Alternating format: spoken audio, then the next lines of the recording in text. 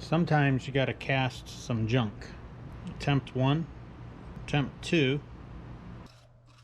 and this is attempt 3.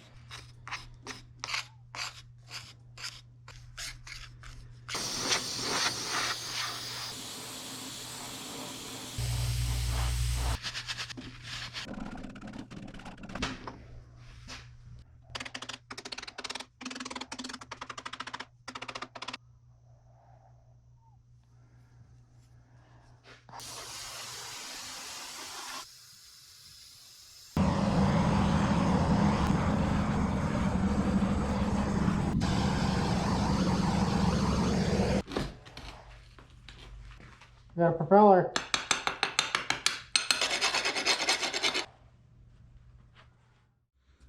And here's the almost finished product. I still have some blade work to do.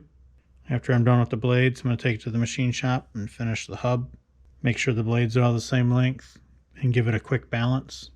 And check the tracking. Make sure the blades aren't going like that as it rotates. And then I think we're going to give it a spin test. See how well this thing works. So be sure to look for the next video.